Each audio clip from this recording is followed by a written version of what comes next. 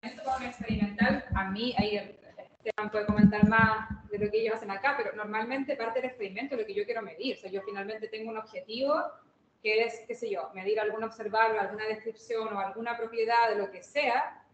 Yo me las ingenio más o menos en el laboratorio cómo podría yo acceder a esa información y en ese contexto uso mis legos para poder describir lo que yo estoy observando. Normalmente es así, pero nosotros, claro, estamos en una época en donde tenemos la opción de hacer eso. Cuando nació la cuántica, que no había ni un láser inventado, era un poco distinto, porque uno hacía un formalismo matemático y uno predecía muchas cosas que se observaron 50, 60 años después. Entonces, es como, hoy en día yo creo que es más al revés, que yo sé que teóricamente o yo sé que más o menos se debería observar este fenómeno, voy al laboratorio, construyo con lo que yo tengo una forma de hacerlo y eso lo describo matemáticamente y veo qué observable, cómo defino mi observable y mido después. Pero depende de la época, creo yo, la respuesta. Al principio el láser se creó en el 60. Entonces, ¿cómo yo lo hago si quiero medir algo que nunca se medió, nunca se ha pensado que se podría modificar en un sistema? Esa es la pega del experimental. Justamente es el trabajo nuestro que tenemos que ingeniárnoslas para poder llevar eso al laboratorio. Después ustedes se pueden preguntar, no sé, típica pregunta de cuando uno se mete al laboratorio es, no sé, pues cuando yo digo voy a trazar un sistema, voy a hacer trazas parciales, ¿cómo hago eso en el laboratorio?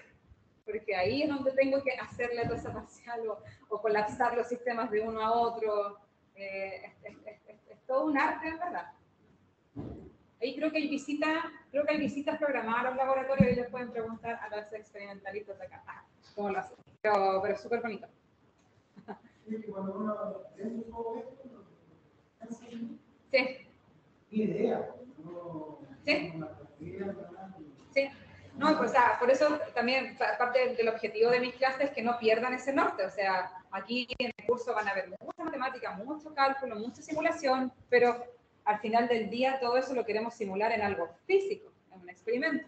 Allá vamos, esa es la idea, de probarlo. De hecho, no sé si se han dado cuenta, pero los premios Nobel se entregan cuando hay una visualización experimental de lo que sea que se predice. O sea, el bosón de Higgs no se le dio el Nobel hasta que se vio. Las ondas gravitacionales lo mismo, por eso Einstein no se lo ganó. El Nobel de Einstein se lo gana por el efecto fotoeléctrico, no por la relatividad. Entonces, la parte experimental es fundamental para todo lo que estamos haciendo. Así que no lo miren a huevo. Por muy teórico que uno sea a veces, tiene que tener esa parte ahí dando vueltas. Parece que tenemos... ¿Quizá el conector? Ya. Bueno, ahora vamos a empezar la segunda parte de la clase, que ahora sí es mucho más contextualizado a lo que es computación cuántica. Entonces acá quiero hacer un alcance con una pregunta que me hicieron acá en Nancy, que creo que es interesante que todos la escuchen. Pero antes de eso, comentarles que mi área de expertise es la óptica cuántica y metrología, átomos, etc. No es de información cuántica, la computación cuántica, así que les voy a dar una introducción, lo que mejor pueda sobre estos temas que van a ver después en el curso, pero experta en el área no soy, ¿ya? Esto para tenerlo en el bottom line. Bueno, mientras se arregla lo que sea que esté pasando. La pregunta acá del compañero era que, ¿cierto? De alguna forma nosotros vimos que hay ciertas manifestaciones cuánticas que uno las puede ver al medir correlaciones y otras al ver el espacio, directamente el espacio de fase, que a mí me gusta decirle la foto del campo electromagnético, básicamente, ¿ya? ¿Se pueden medir correlaciones directamente desde la función de Wigner, por ejemplo, desde la foto? No, según yo no he visto que eso se pueda hacer. En general, todo parte tratando de definir cuándo algo es cuántico o no. Que a mí y a otros profesores que están aquí en la audiencia, la mera pregunta no nos gusta mucho, hacer esa diferenciación. Ya, pero existe y está. Entonces, muchas veces, para medir ciertas características cuánticas, tenemos que acceder a la estadística de fotones y vamos a obtener una respuesta. Pero en muchos casos, uno puede obtener una respuesta de una estadística de fotones que no es poissoniana, pero eso no quiere decir inmediatamente que por lo tanto no hay algo más cuántico detrás. Hay estados donde yo puedo ver una estadística de Poisson acá en el láser, pero que si miro el espacio de fase veo un estado no gaussiano, y también es cuántico. Y al revés, puedo tener una función de Wigner que es súper positiva, gaussiana, bien bonita, que yo diría, esto no tiene nada de cuántico, y después me voy a la estadística de fotones y me doy cuenta que sí. Entonces, todo depende un poco de la pregunta cómo la formulo, y que a mi juicio no es tan fácil definir qué es cuántico, cuando yo digo que algo es cuántico o no cuántico. Y quizás la pregunta no tiene ningún sentido porque en verdad todo lo es, pero lo estoy dando en el contexto donde se define esta pregunta. O sea, hay un montón de gente que trabaja en el área de cómo pasarse de la clásica a la cuántica, cómo está esa transición, por qué todo esto gobierna los átomos, pero voy escalando y llego al humano y no veo nada. Toda esa transición de lo cuántico a lo clásico, de lo clásico a lo cuántico, hay gente que se dedica a estudiar, ¿ya? Y hay cosas muy interesantes también, ¿ya? Pero tiene que ver un poco ahí, el medio ambiente es el que mata muchas coherencias responsables de por qué no podemos ver una huella cuántica tan clara en sistemas macroscópicos. Pero bueno, en esta clase se va a tratar de algo distinto. Lo que acabamos de ver en la clase anterior es como todo el contexto donde se formula todo lo que es la teoría de información y computación cuántica, ¿ya? Y en esta clase la vamos a dividir un poquito así. Vamos a hablar un poco de algunas consecuencias extras de la mecánica cuántica que tienen un poquito de sentido después con lo que vamos a ver hacia la computación cuántica, ¿ya? Más o menos tengo pronosticado unos 45, una hora más de clase, no es más de eso, para que también no los voy a tener sentados tanto rato más y se pueden ir a descansar, sobre todo los que están viajando en bus toda la noche, que deben estar bien cansados. En fin, de todas las consecuencias de la mecánica cuántica se desprenden algunas otras. Esta es una muy importante, es la base de todo lo que es, no solo la computación cuántica, todo lo que es óptica cuántica, metrología, etcétera. Esto es una base fundamental de que nosotros tenemos, como es un fenómeno que también es un fenómeno ondulatorio, tenemos un principio que es el principio de superposición, ¿ya? Y este es el famoso principio donde uno escucha a veces, ¿cierto?, hablar de la cuántica sin mucho contexto, que te dicen, la partícula puede estar en dos lugares al mismo tiempo y cosas así. Nace un poco de este principio. Que lo que el principio dice que yo puedo tener, ¿cierto?, dos realidades que existen al mismo tiempo, aunque no las pueda medir, ¿ya? Y este es un estado de superposición. Entonces, por la primera parte de la clase voy a hacer todo con colores. Y cuando ya empiece un poquito más la introducción a conceptos de computación cuántica, ahí paso ya vectores, ceros y unos, cosas así, ¿ya? Pero al principio todo va a ser en colores. Entonces tengo una pelotita, ¿cierto?, que si yo la mido me va a entregar una respuesta que va a ser o roja o azul, pero hasta que yo no mida puedo describir esta pelotita con esta combinación, que es un continuo entre rojo y azul, ¿ya? Entonces a eso me refiero, que puede tener dos realidades al mismo tiempo antes de medir, y estos parámetros A y B que están acá, como acompañan este estado, los módulos al cuadrado de esto tienen que darme 1 porque estoy refiriéndome a probabilidades. Entonces la probabilidad me tiene que dar 1, o está en rojo o está en azul al medio, ¿ya? Pero no me puede sobrar o exceder, ¿cierto?, la probabilidad. Entonces esto de nuevo se remonta al primer postulado, que tiene que tener norma 1 los estados. Aquí está de nuevo representado, ¿ya? Entonces el otro que es fundamental para, eso sí que sí, mucho para lo que van a ver en computación cuántica e información cuántica acá, es el principio del entrelazamiento, ¿ya? Que no tiene una contraparte clásica, que es muy difícil de entender. No me refiero a entenderlo matemáticamente, porque se van a dar cuenta que no es tan complicado, pero es entender el concepto de qué significa que algo esté entrelazado, ¿ya? Y acá una de las paradojas muy interesantes, tal cual como la pregunta que hacía Daniel de cómo a veces nosotros formulamos las cosas, tiene un poquito de contexto histórico también. Cuando nace la mecánica cuántica y todo esto, no había láser, no había un desarrollo tecnológico donde yo pudiese decirle, qué sé yo, a quien sea, a Planck, a Schrödinger, oye, stop, voy a ir a hacer el experimento y te cuento cómo me va. Eso no existía, ¿ya? No había nada de eso. Entonces, mucho del desarrollo de la mecánica cuántica al principio se hace a través de lo que se conocía como los experimentos pensados. Entonces, ellos decían, ya, pero mira, si esto es así, entonces, si yo hiciese un experimento de esta cosa, bla, bla, bla, debería haber esto. La cuestión, súper extraño ver eso, pero la teoría me está diciendo que es así, ¿ya? Y ahí nacen un montón de paradojas y cosas extrañas, y les voy a hablar un poquito más del contexto histórico de algunos papers que se publican al respecto, ¿ya? Uno de los más interesantes o conocidos es el de Schrödinger, que también se ganó el Nobel en el 33, donde decía que estos estados entrelazados, que de alguna forma lo que yo haga acá afecta instantáneamente a lo que yo haga este otro lado. Eso es como una forma muy básica de entrelazamiento, ¿ya? Él decía, ya, pero ¿qué pasa si yo, imagínense, tengo una caja cerrada, pero dentro de la caja meto un gato? Y cerca del gato pongo algún sistema radioactivo, pero que lo voy a modelar cuánticamente, un átomo que decae o no decae, y cuando decae libera un veneno, ¿ya? Entonces voy a meter todo este sistema dentro de esta caja y la voy a cerrar. En estricto rigor, si yo modelo este sistema del átomo, ¿cierto? Como un estado de superposición, porque yo no sé si el estado del átomo decayó o no decayó, entonces pues, no sé si hay o no hay veneno en el sistema, por lo tanto tampoco sé si el gato está vivo o muerto. Entonces, en términos cuánticos, yo puedo describir todo este estado como esta superposición y este entrelazamiento de ambas cosas, de que si el átomo no ha decaído, entonces, o el veneno, lo que sea que hay, pueden ver distintas formas de la paradoja, pero si la cosa no tiene veneno todavía, entonces el gato está vivo, pero si el veneno se ejecutó, digamos, el gato va a estar muerto, ¿ya? Pero hasta que yo no mida, hasta que yo no abra la caja, no voy a saber cuál es la realidad, ¿ya? Eso no significa que no exista. Ese es el detalle aquí de todo lo que vamos a ver, de todas las cosas que se hacen en el laboratorio, que el hecho de que yo no pueda observar esto directamente, en el sentido de que no tenga una directa interpretación a algo así que yo estoy viendo físico y que entienda, no quiere decir que no exista. Ojo con eso, que a veces mucha gente se confunde y dice, no, en verdad esto no es real, porque lo real es lo que yo mido. Sí, lo que tú vas a medir después va a ser el número que tú vas a reportar o lo que sea, pero ese número, que es lo real que me diste, te está dando cuenta de una realidad que tú no puedes observar directamente, pero que está ahí. Entonces, esto es así.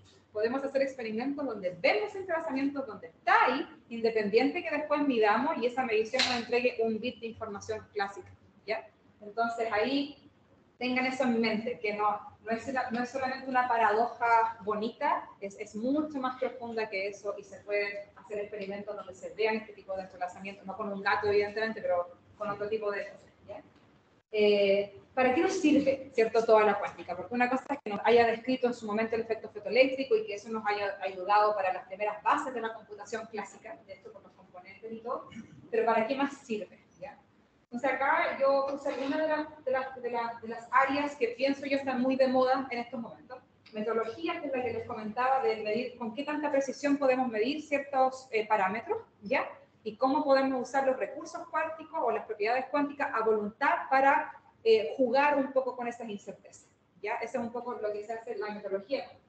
Y también está la computación cuántica, la información cuántica, y lo que vamos a ver ahora más de fondo, ¿cierto? Entre otras áreas que hay, pero creo yo que estas son las tres principales de hoy en día, ¿ya?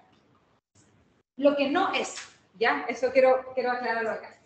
Nosotros podemos tener un videíto, por ejemplo, donde tenemos algunos guías de onda, qué sé yo, donde puedo traspasar luz, ¿cierto? Y puedo hacer una formulación de computación óptica, no cuántica, óptica, donde yo uso la luz para en el fondo, en vez de usar cargas, uso fotones para hacer un computador en un lenguaje óptico, ¿ya? No a través de la mecánica cuántica, sino que uso la luz como un mecanismo que en vez de transmitir electricidad, estoy transmitiendo fotones, ¿ya? Y eso es súper interesante y hay gente que ha hecho, bueno, justo estaba esa cosita que está ahí, pero el video de Rodrigo Vicencio, mi colega en la Chile, donde él es un maestro de todo esto de lo que es guías de onda y ver manifestaciones de la luz en ese contexto y hacer como especies de compuertas lógicas o switch ópticos que van en esa dirección, ¿ya?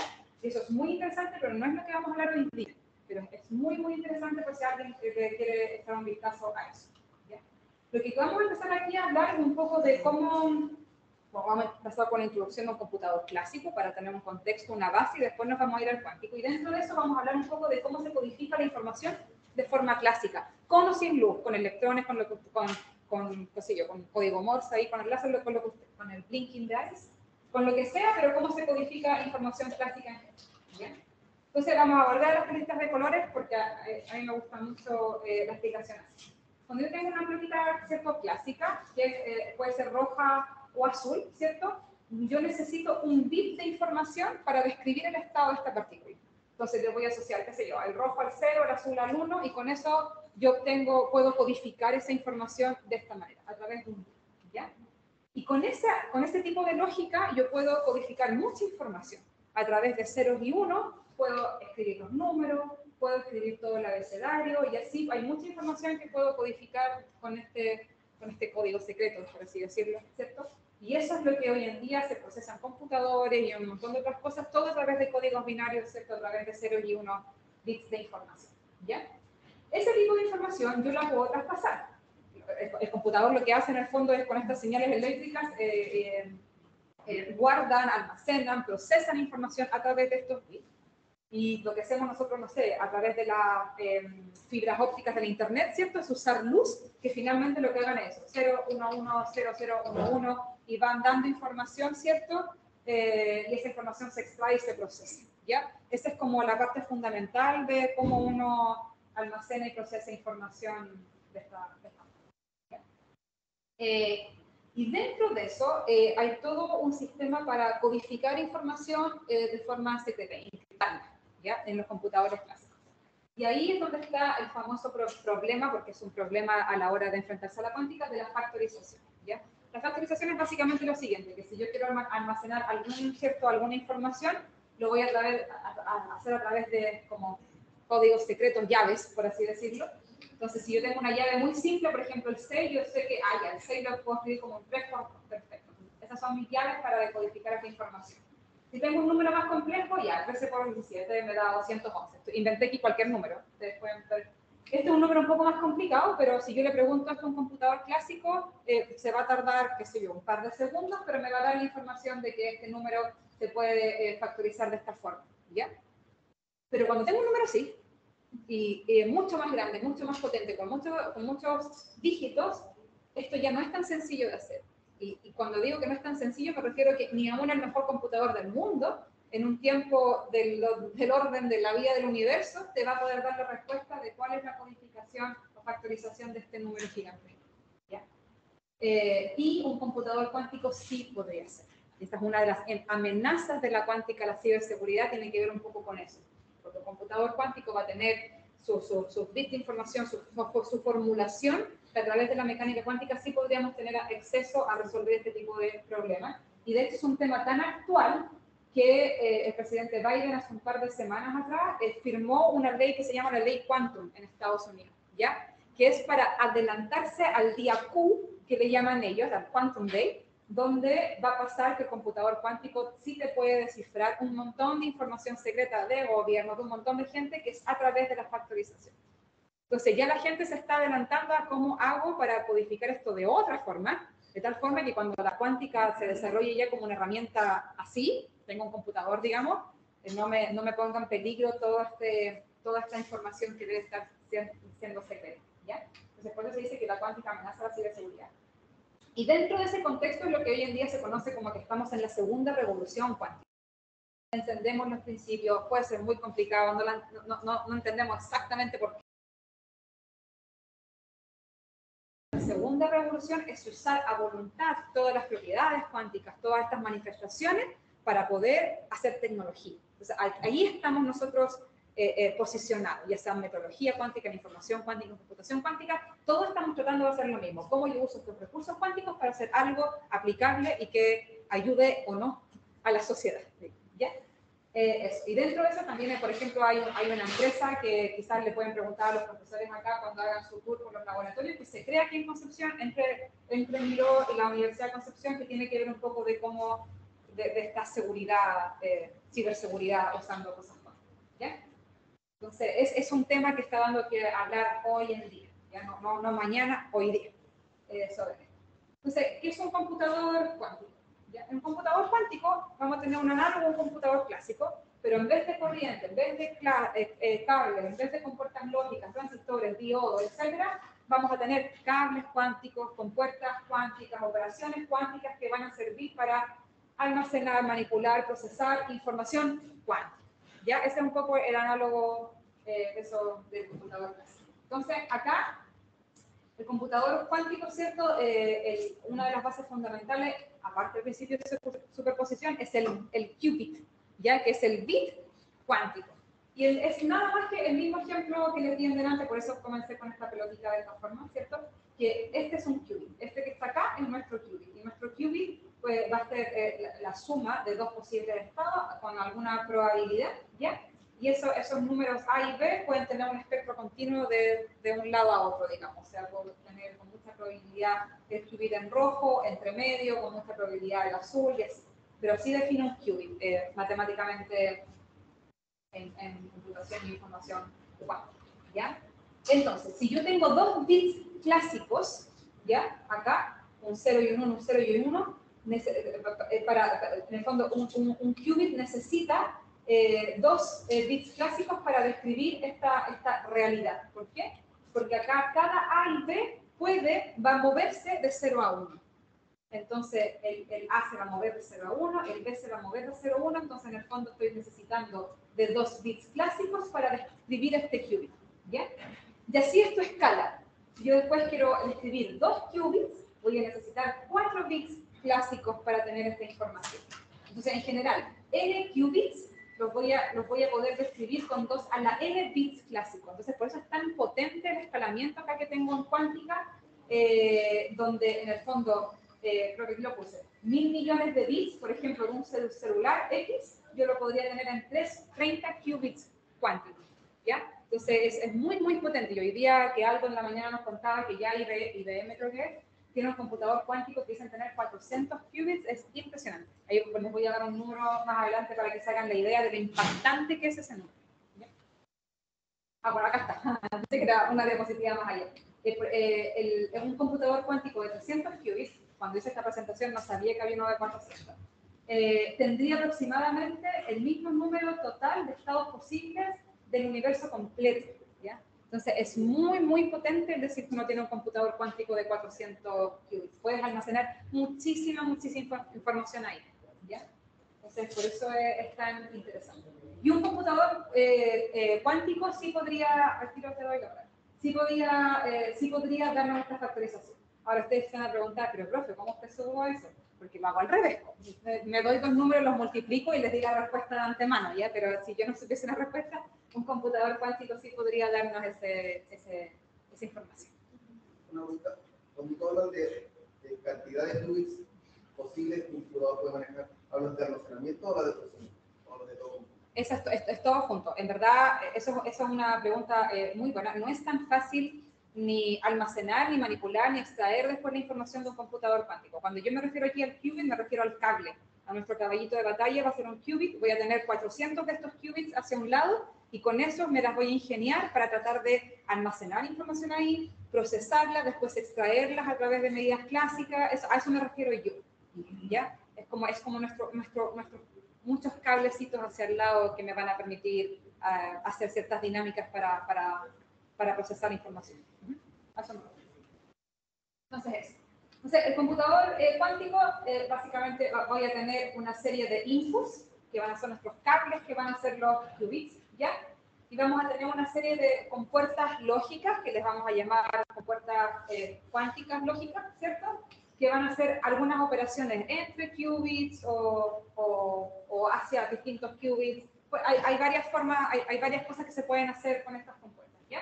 Y después esto va a tener una salida que aquí no lo dibujé, pero más adelante sí, ¿ya? Pero eso es más o menos lo que va a conformar ahora nuestro computador bueno. Entonces ahora sí ya abandonamos la visión de los colores y nos pasamos a vectores. Entonces vamos a tener nuestro qubit, ¿cierto? Que lo vamos a tratar de ahora en adelante en estos momentos como un objeto matemático, pero no pierdan de vista que es algo que tenemos que después crear en el laboratorio, ¿ya? Pero va a ser un objeto matemático, un vector de norma 1, ¿cierto? Que vive en un espacio de 2 dimensiones y que le vamos a asociar aquí un alfa y un beta para sus probabilidades y lo vamos a denotar siempre de ahora en adelante como un 0 como un 1. Entonces en vez de rojo y azul, 0 y 1, y eso va a corresponder a un vector, a dos vectores columna, 1, 0, 0, 1. Esa va a ser nuestra base computacional de aquí hacia adelante, ¿ya? Estos alfa y betas pueden ser complejos. El módulo al cuadrado de cada uno nos tiene que sumar 1 en total para las probabilidades, ¿cierto?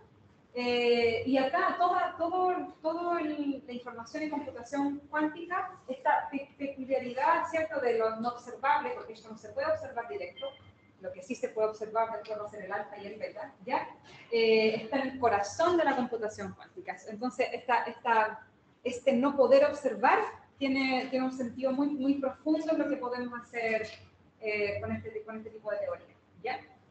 Es lo que les comentaba, aquí solamente escribo lo que les comenté en delante, me adelanté un poco, de que por mucho de que el Estado no se pueda tener un análogo directo a algo tangible que yo pueda ver, como nosotros estamos acostumbrados, no significa que el Estado deje de ser real. El Estado está ahí, es real, está entrelazado, está con una superposición, lo que sea que se necesite, y después yo simplemente voy a hacer mis mediciones que me van a dar cuenta de esa realidad más compleja, ¿ya?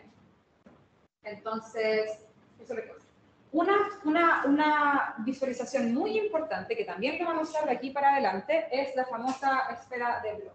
En la esfera de Bloch, al menos para qubits, en ciertos qubits simples, los que les acabo de mostrar, es súper entretenida porque visualmente te ayuda a ver todo a través de distintas rotaciones, ¿ya? Entonces, el mismo qubit que yo le escribí acá, que es 0 y 1 con algún tipo de probabilidad, lo puedo reescribir sin perder generalidad de esta forma, ¿ya? Como un coseno de un teta medio por el seno más un e a la i un seno de teta medio. ¿Por qué puedo hacer eso? O de esta forma, o porque es interesante, porque como tiene norma 1, puedo visualizar todo esto. Háganse cuenta una esfera, ¿cierto? Una esfera en 3 dimensiones, donde voy a tener un vector que va a vivir siempre en una esfera de radio 1, ¿ya? Y eso es lo que me va a dar información de cómo está el estado, de cómo está evolucionando, qué es lo que está haciendo. Entonces, en esta esfera voy a describir los polos, ¿cierto? Como mi 0 y mi 1, esas van a ser mis bases. Esta cosa, no sé cómo quitarla de ahí, pero ya hay un 1. El 0 y el 1. Y en el ecuador van a vivir estas superposiciones. 0 más 1 partido por la raíz de 2, y acá un 0 menos 1 partido por la raíz de 2. Ese es el ecuador de la esfera de 2. Entonces... Perdón, sí. entiendo eso. Sí, no, dale nada. ¿Cómo muevo un botón? Eso yo me computador. Espérate. Y se ayuda el...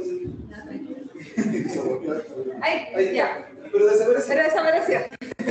Ya. Entonces ahí está el 0 y el 1, ¿ya? Entonces esta es la famosa esfera de Bloch. Entonces aquí nosotros nos vamos a dar cuenta que muchas de las compuertas cuánticas que hablemos son meras rotaciones en la esfera de Bloch. Parto del 1, me voy al ecuador, evoluciono en el ecuador, después de ahí me voy al 0, me devuelvo. Todo se puede representar, o gran parte, no todo, pero gran parte se va a poder representar en esta esfera de Bloch. Entonces, este estado phi que yo le puse acá tiene algún tipo de representación aquí en la esfera. Ese vector traté de hacer como que se viera que tiene norma 1, o sea, está ahí justo en el borde de la esfera, traté de hacerlo lo mejor posible. Y eso va a tener ciertas proyecciones, ¿cierto?, en el ecuador, en sus distintos ejes, ¿ya? Ahí va a tener una de sus posibles rotaciones ahí un teta, puede tener también una fase aquí en el ecuador, etc. ¿Ya? Esta es la representación de la esfera de Bloch. ¿Por qué es una esfera de un círculo? ¿Ah? ¿Por qué es una esfera? Porque necesito moverme, o sea, en el ecuador, aquí está, la respuesta está acá. Aquí tengo una fase que puedo tener entre los distintos estados 0 y 1, ¿ya? Aparte de su respectiva probabilidad que tiene que sumar 1, puedo tener una fase entre estos dos. Y esa fase la describo en otro círculo que se mueve, ¿ya? En otro plano, porque si te fijas, este círculo, tengo aquí un círculo también, tengo varios círculos, solo que el ecuador es el caso más extremo. En ese círculo es donde yo veo las fases relativas que pueden haber entre estas dos bases, 0 y 1. ¿Ya? Por eso necesito un círculo y no solamente una esfera y no solamente un círculo. Entonces, ahí, así tira el estado. Entonces, esta tienen que tratar de aprenderse no de memoria, pero visualizarla siempre les ayuda mucho a ciertas cosas que uno puede hacer.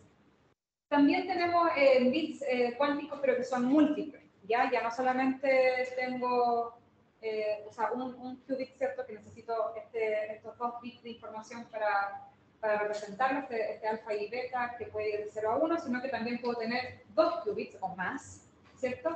En el caso de 2 qubits voy a necesitar 4 bits de información para describirlo, y eso básicamente significa pasarse una base de 00, 01, 10, 00. Son todas las posibles combinaciones que tengo para describir a estos dos sistemas, a estos dos qubits, ¿ya?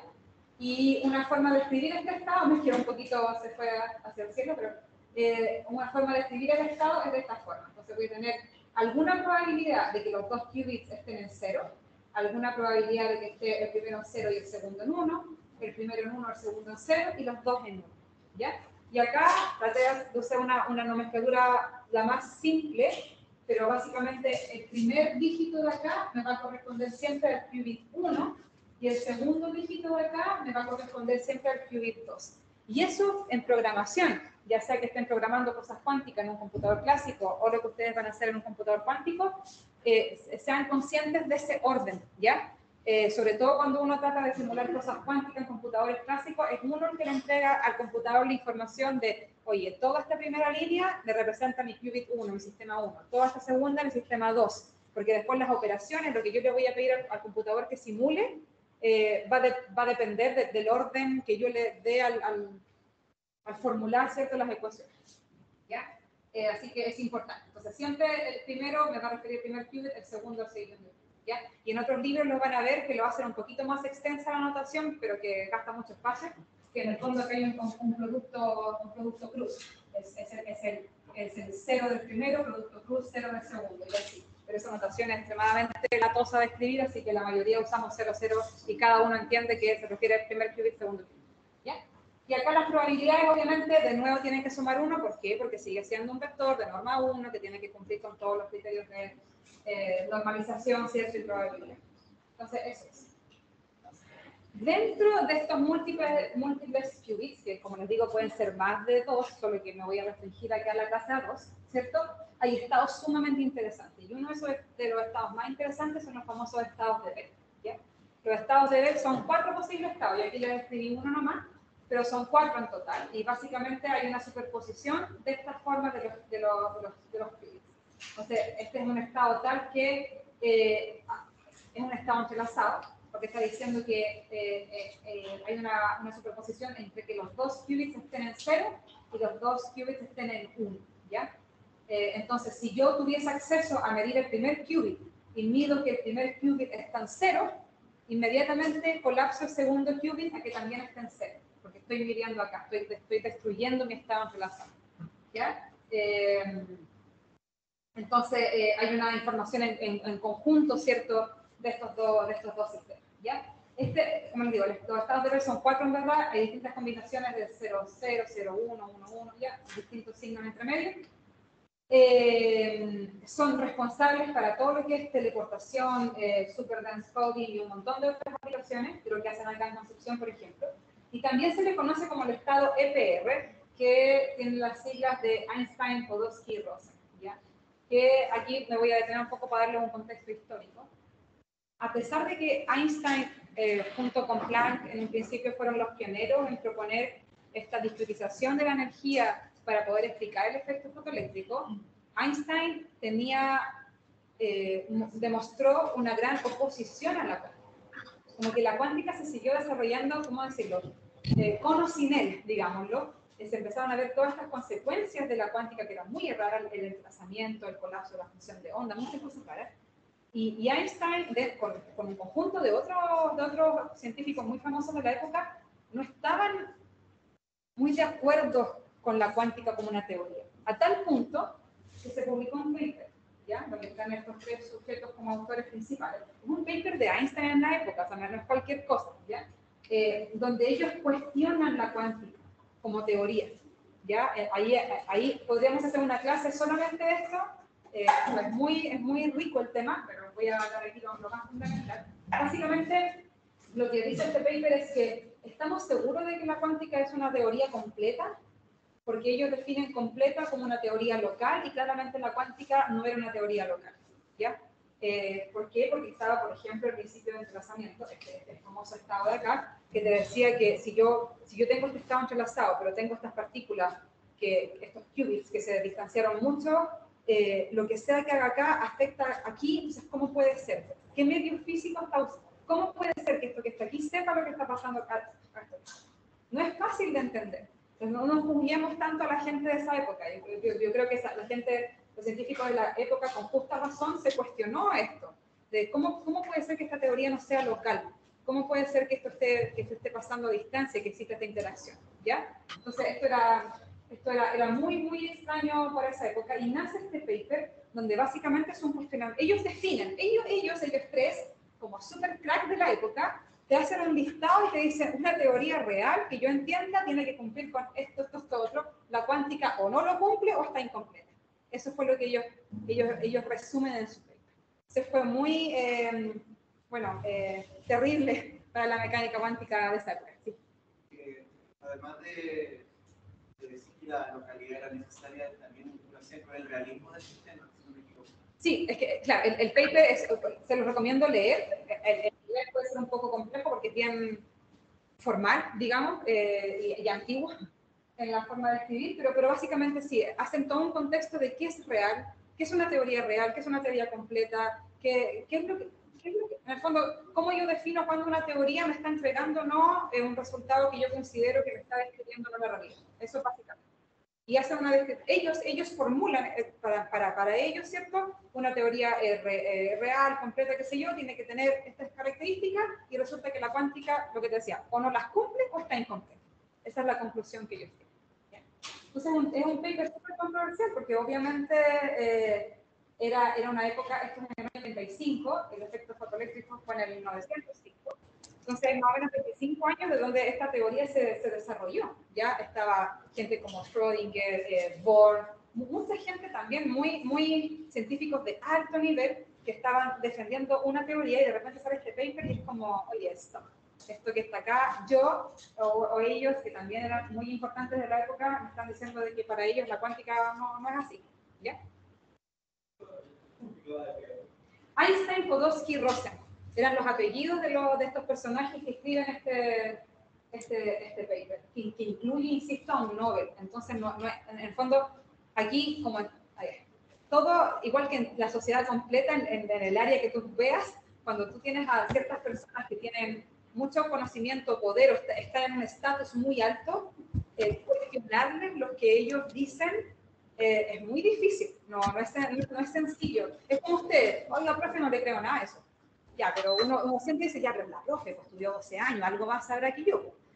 Hay una jerarquía de alguna manera. Lo mismo pasa a nivel de nosotros que estamos investigando, es exactamente igual. Entonces, este paper fue muy importante, fue muy potente en esa época, porque había investigadores muy relevantes que te estaban diciendo, no, es que esto no es así. No te creo este cuento, algo les falta. Y ahí nace también toda esta teoría de las variables ocultas, que no tengo tiempo para profundizar, después podemos conversarlos con quien esté interesado. Pero en el fondo, parte de este paper, la conclusión es que algo le falta a la cuántica. Y eso que le faltaba son estas variables ocultas. Y si yo supiese todas estas variables ocultas, en verdad no habría nada probabilístico, todo sería determinista, tal cual como yo sé que debe pasar si es que yo veo la velocidad o la posición de un auto. ¿Ya? Entonces este paper fue muy importante para la época. Pero cáchense esto. Esto era el año 35. En el año 64, o sea, 29 años después, aparece un joven, porque era un joven de mi edad, John Bell, ¿ya? Que no trabajaba en cosas de mecánica cuántica ni nada de eso, trabajaba en otra cosa, no recuerdo en qué trabajaba en este momento, ¿ya? Es exacto, en física partícula, ¿ya? Y que de repente saca un paper y le pone de título On the Einstein, Podolsky, Rosen Paradox. O sea, es como, onda, tu paper te lo voy a descuartizar y voy a empezar a ver todo lo que tú dijiste que era así, te voy a demostrar que no era tan así. Y este es uno de los papers más famosos, porque aquí él básicamente, dentro de este paper, se usa este estado, por eso se le conoce también como estado EPR y no solamente como un estado de Bell, ¿ya? Donde se usa este estado para describir ciertas medidas de correlación que se pueden hacer con este estado, con este tipo de estado, ¿ya? Y Bell sale diciendo que básicamente de ese estado anterior que se usa en este otro paper, él dice que no solamente las medidas que la cuántica es y está, sino que las correlaciones que yo puedo medir entre este estado, ¿cierto? Que son dos qubits, están entrelazados, pero puedo hacer mediciones separadas, digamos, entre cada qubit, independiente que tenga un estado entrelazado, ¿ya? Esas correlaciones son mucho más fuertes de lo que nunca podrá existir en mecánica clásica. Entonces, es un paper fantástico, fantástico, fantástico, fantástico, pero, insisto, vean la connotación histórica de esto, porque es una persona de 35 años que no trabajaba en el área, que le responde un paper a Einstein, Podolsky y Rosen de la época diciéndole, están mal, digamos, es mucho más, no entendieron, es mucho más rico de lo que ustedes pensaban. Entonces, es muy, o sea, es muy cool estar en un contexto así histórico y ser John Berg, obviamente. Entonces, esto es lo que pasa. Para los que quieran profundizar más de esto y no tengan los conocimientos completos de cuántica, hay un libro muy bueno que está en internet disponible gratis, se llama Q is for Quantum. Es de un profesor, si mal no recuerdo, canadiense, que él quiere explicarle, creo que el libro nace porque él quiere explicarle a sus hijos cosas cuánticas que no puede hacerlo con un formalismo matemático. Entonces describe la cuántica completa sin ecuaciones. Entonces es muy interesante. Y de hecho hay un experimento que se puede hacer en una clase así, para demostrar las desigualdades de Bell y las correlaciones cuánticas y clásicas. Es muy bonito, pero tampoco tenemos, no lo preparé porque pensé que no iba a tener tiempo, quizá hubiese tenido, pero yo no lo hice. Pero se los recomiendo. Hay ejemplos bonitos que uno puede hacer con audiencias así para explicar estas cosas. ¿Ya? Así que ahí se los recomiendo. Entonces, ese es el contexto de estas cosas, de estos estados, en este caso de múltiples qubits que además pueden presentar entrelazados. Ahora, entonces, los qubits, como les comentaba al principio, son nuestros cables de este circuito cuántico, ¿ya?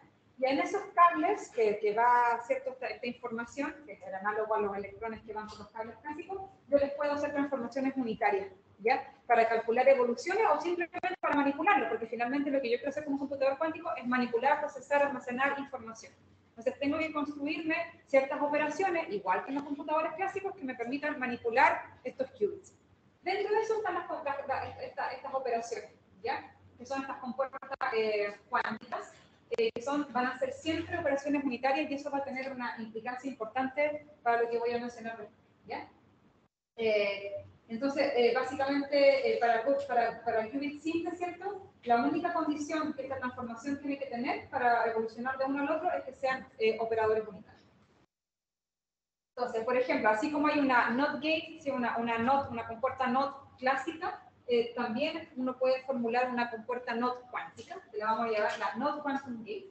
Y una NOT quantum gate clásica, ¿cierto? Básicamente, si entra un bit con 0, sale un 1 y viceversa, hace el inverso. Y en cuántica podemos hacer lo mismo y lo vamos a definir así. Si tengo un qubit que es un alfa 0, beta 1, yo quiero que esto pase un alfa 1, beta 0. ¿Ya? Eso es el análogo a lo cuántico, a lo clásico, perdón. Y para eso me construyo esta matriz, que va a ser un 0, 1, 1, 0.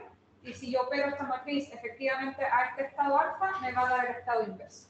Entonces yo con esto construyo cuánticamente una NOT gate ahora cuántica. Es como bien directo. ¿Sí? También puedo tener una cita gate, una compuerta Z, ¿cierto? Que lo que hace es que el 0 lo deja igual y solo actúa en el 1 cambiándole de signo.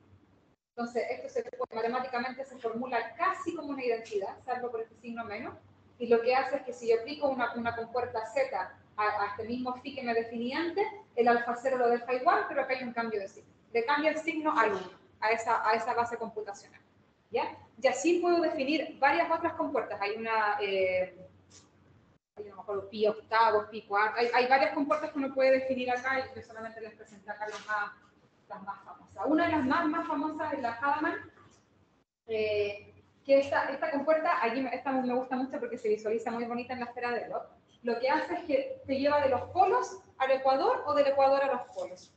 Esa es la rotación que hace en la esfera de Bloch. Se define así. ¿Cierto? Un 1 partido por raíz de 2, de un 1, 1, 1 menos 1 acá, y lo que hace es que el 0 que está arriba en la esfera de Bloch, te lo pasa al ecuador de acá, a este estado de aquí, y el 1 que está acá abajo, te lo gira hacia el otro lado. Entonces, una rotación en la esfera de Bloch. Entonces, básicamente es eso. Del 0 lo puedo pasar acá, y de este que está aquí lo puedo volver al 0, y así. El 1 lo paso para acá, y este que está acá puede volver al 1, y así puedo definir el estado que yo quiera dentro de la esfera de Bloch y esto va a ser algún tipo de rotación de este estilo. ¿Ya? ¿Qué es lo importante acá? Es que ver que estas operadores son unitarios, por lo tanto tienen que ser reversibles. ¿Ya? Y eso va a ser importante para lo que vamos a ver después de las compuertas múltiples. ¿ya? Son todas operaciones reversibles. Y esta compuerta claramente no tiene un análogo clásico, no hay una compuerta clásica que te haga esto. ¿Por qué? Porque esto te está, mira lo que está haciendo, es interesante, porque no se han dado cuenta. El pasar de la esfera, ¿cierto? Del polo acá es que me está pasando un estado normal o un estado de superposición, por ejemplo, ¿ya? Entonces, no hay una compuerta clásica que te haga eso, porque en clásica no existe esa superposición de realidades, por así decirlo.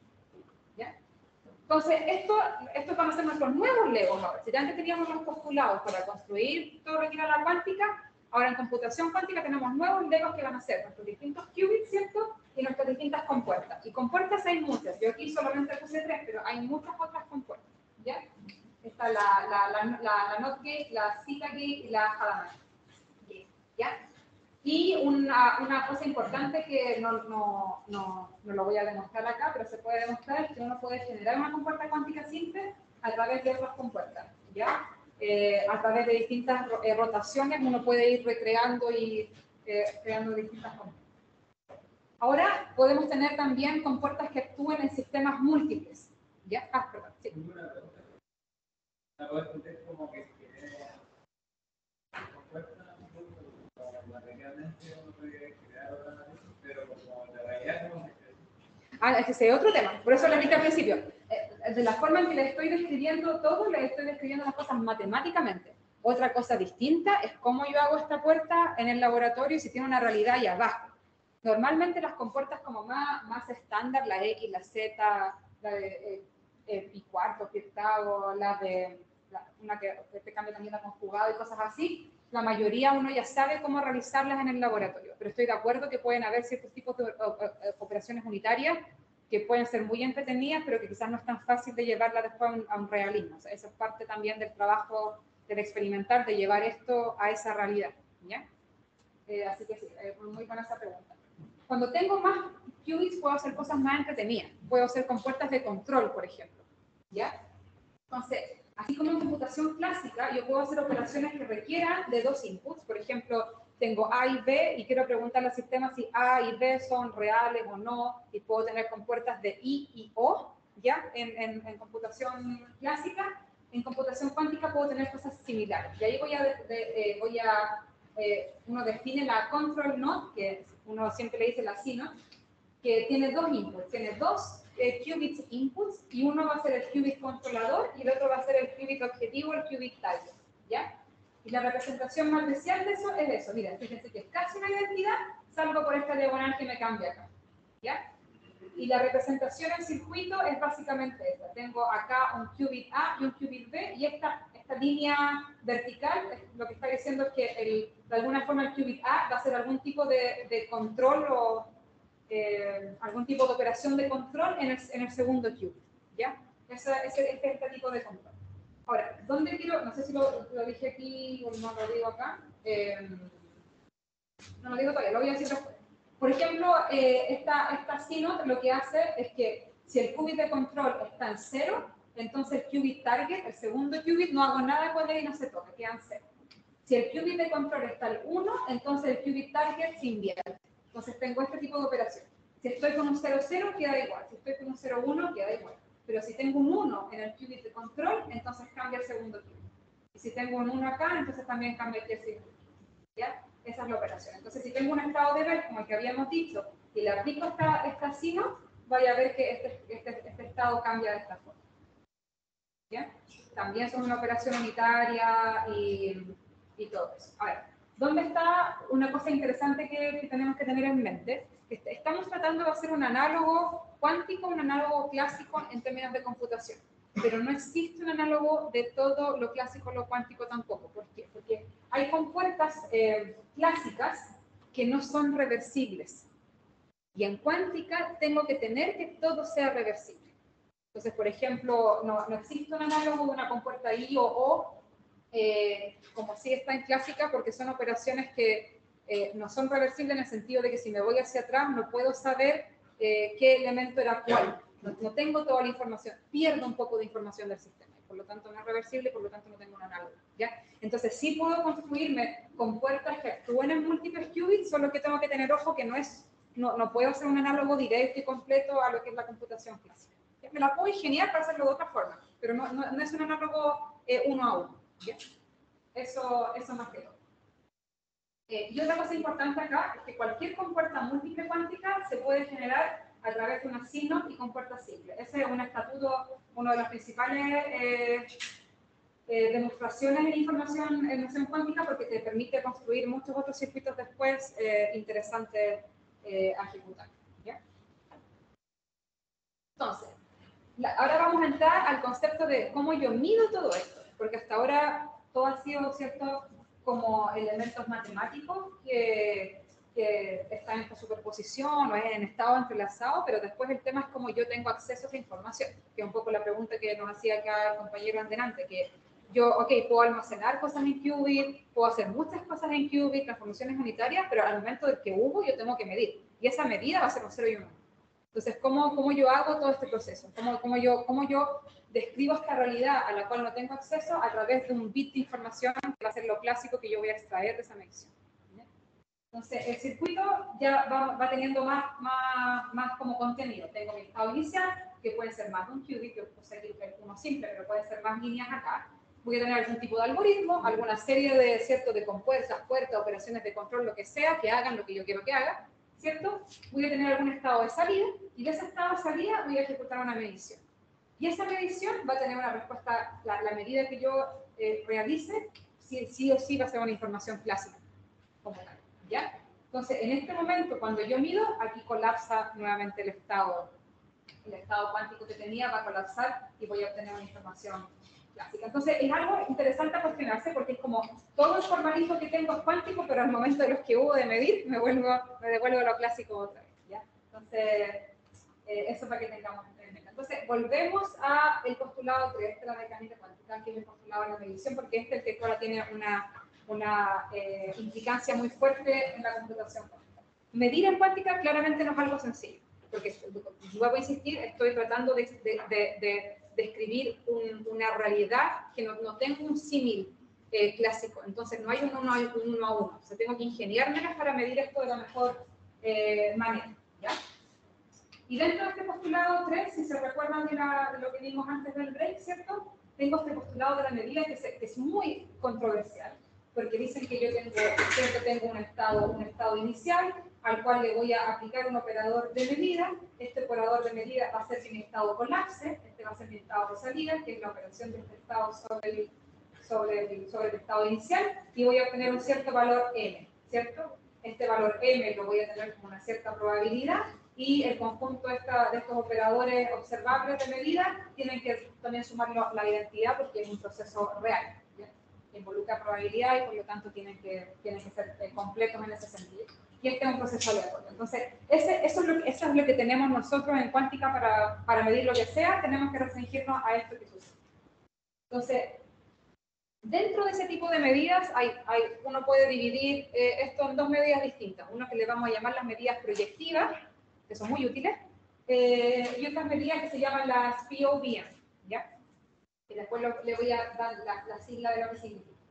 Las medidas proyectivas son básicamente igual a la anterior, tal cual como se los describí acá, pero le voy a poner esta condición extra, que hay una ortonormalidad, ¿ya? Entonces, que los diferentes proyectores, o diferentes operadores M, sean tales que me completen una base, un sistema completo, ¿ya?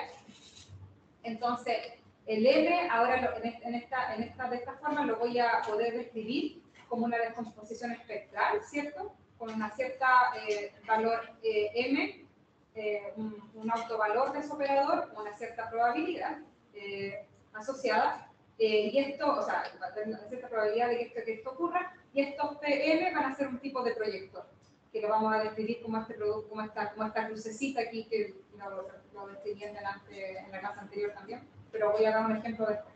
Voy a tener también una probabilidad de que esto ocurra, y también voy a tener un estado que va a colapsar a este estado después de medio. O sea, realmente la única diferencia con lo anterior es que estoy aparte imponiendo esta condición de acá, que tiene un sentido después con respecto a lo que uno hace en el laboratorio. Sí, sí. Con respecto a la diapositiva anterior, que ahí tienes como n sub n, Y arriba, cuando define el operador, tienes M, pero después haces como los índices corriendo sobre M. Sí. Estoy confundido entre... Sí, no, aquí, o sea, este M de acá me refiero a que hay un set de posibles operadores de medida que te van a entregar ese valor M en tu medición. ¿Ya? Y eso le vamos a... Ese M chico no se relaciona con nada. Sí, o sea, no debía, o sea, estoy de acuerdo que es confuso haber ocupado la misma letra. Que el M aquí me refiero que me va a dar el autovalor M, porque estoy logrando medir en un operador que me va a entregar el valor M. Eso estoy tratando de decir. ¿Y ese M chiquito que está frente del P sub M es M o es un alfa sub M? Algo así? Es, en el fondo, estoy tratando de escribir esta matriz como una suma de posibles proyectores. Eso es lo que hace que hay dos formas de verlo distinto. Uno, puedo ver el espectro de la matriz, y ese espectro de la matriz va a ser el valor de expectación con su diferente probabilidad, y por otro lado voy a tener los proyectores de la matriz, y cada uno también que se suman hacia el lado y me dan la matriz completa. Entonces estoy de acuerdo ahí que debería haberlo definido un poquito más claro, ¿ya? Pero es básicamente eso. Entonces, por ejemplo, si tenemos este qubit, ¿cierto? Que es el que hemos definido todo el rato. Nosotros si queremos medir, por ejemplo, la respuesta de si está este qubit en 0 o en 1, me puedo construir estos operadores para medir, estos operadores de medida. Entonces, estos son proyectores y el proyector 0, 0, 1, 1. Entonces, ahí está lo que aparece, lo que decía Gabriel delante, que cada uno de estos va a tener su propio subíndice, porque este me va a entregar la medida de este proyector y este de este otro proyector. Entonces, si yo aplico estos proyectores a mi estado inicial, voy a obtener que la probabilidad de medir el 0, ¿cierto? Va a ser alfa al cuadrado, la probabilidad de medir el 1 va a ser beta al cuadrado. Entonces, esto simplemente para mostrarles que el formalismo de escribirlo así funciona, me da la probabilidad que me tiene que dar, y el estado va a colapsar, si es que hago una medición en 0, va a colapsar a un 0, ¿cierto? De esta forma, con un alfa, y en el caso del 1 me va a colapsar a esto. Entonces, obviamente, nuevamente el estado inicial lo destruí en el proceso de la medida, ¿ya? Y voy a tener estos dos posibles estados aquí. Ahora, uno puede preguntarse otras cosas que también tienen que ver con el laboratorio, de que uno asume que uno tiene un qubit, ¿cierto?, en esta base computacional, pero perfectamente uno puede también hacer un cambio de base. Uno puede medir este qubit en distintas bases. Por ejemplo, esta es la base que se conoce como el más menos, donde construyo ahora, en el fondo me estoy yendo al ecuador de nuevo, estoy invirtiendo la esfera de Bloch. Entonces me estoy yendo al ecuador y en ese ecuador estoy definiendo mi base computacional. Entonces ahora es mi 0 y 1 pasan a ser mi más, mi menos, que está en esta base, y por lo tanto los gamma y delta que ahora describen el qubit tienen información de alfa y beta, pero está mezclada. ¿Ya? Entonces eso es interesante porque a veces en el laboratorio yo puedo tener un sistema que no necesariamente está en la base que yo estoy midiendo, porque yo no sé en qué base está y estoy simplemente haciendo algunas medidas proyectivas para tratar de entender cuál es mi estado que desconozco.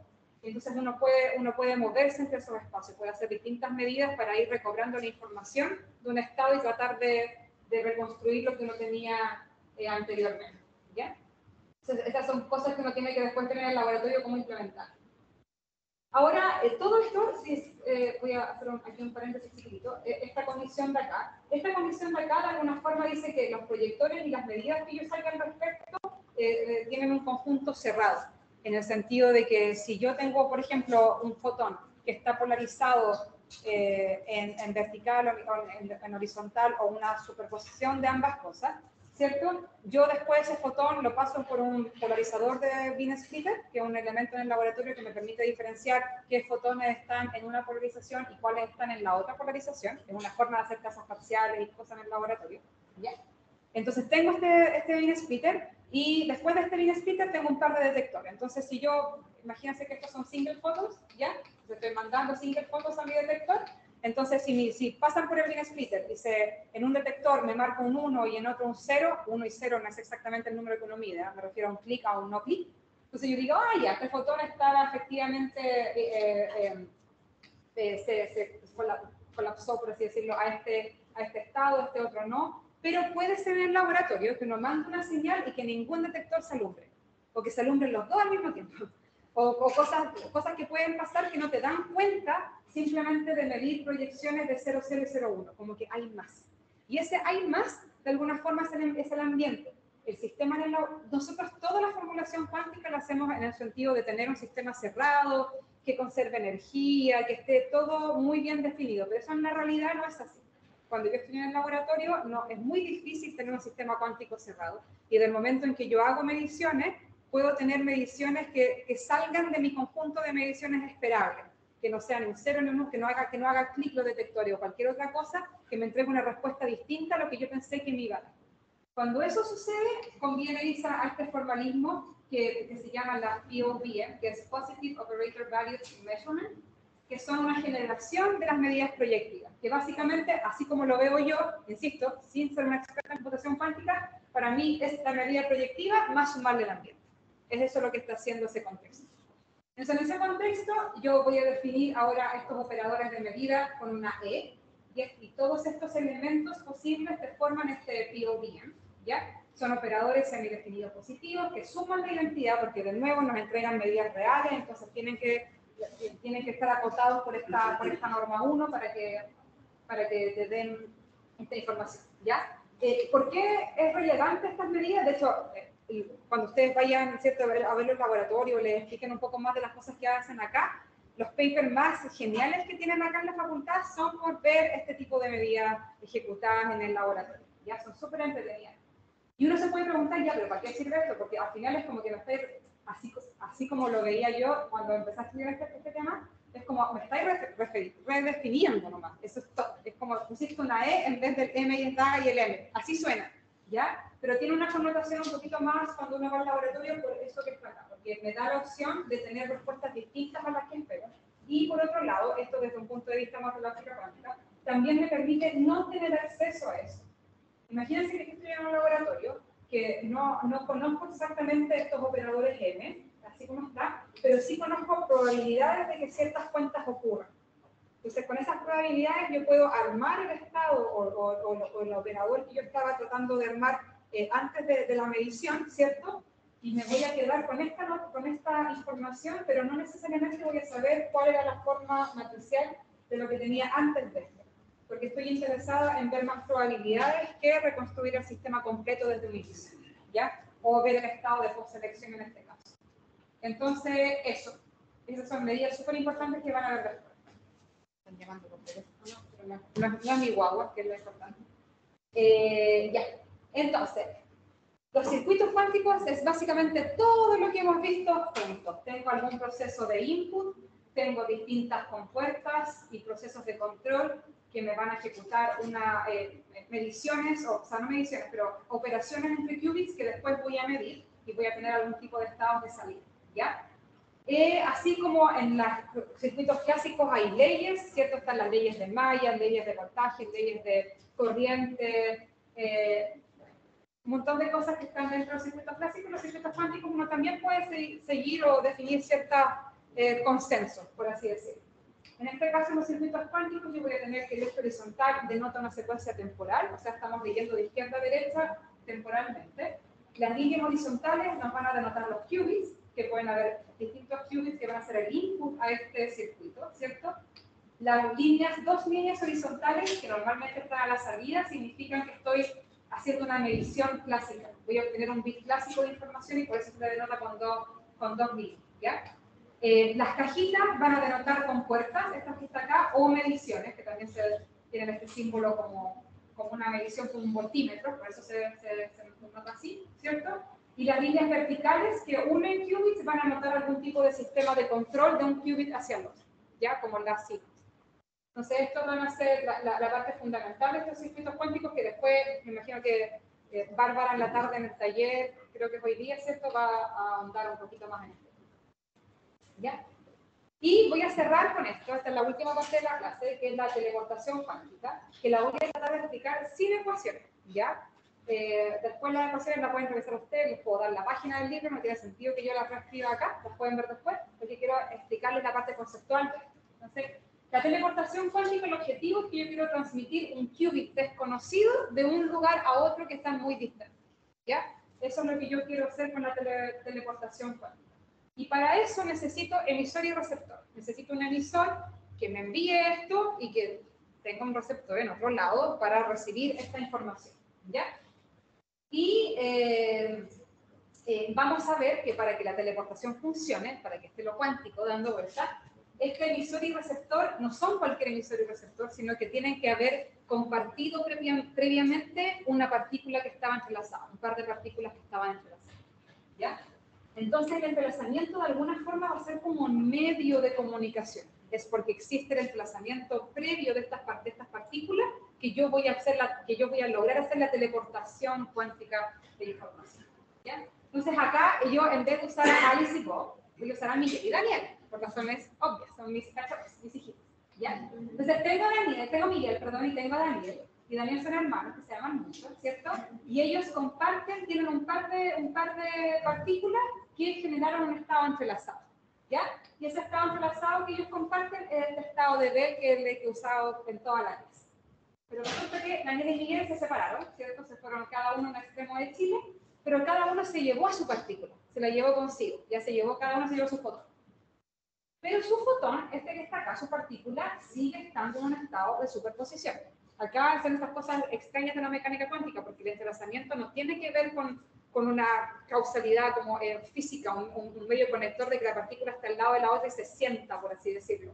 Es mucho más profundo que esto. Entonces, las partículas se pueden alejar a galaxias distintas y van a seguir compartiendo su estado entrelazado. Entonces, aquí siguen teniendo su estado entrelazado Miguel y Daniel, ¿ya? Están acá.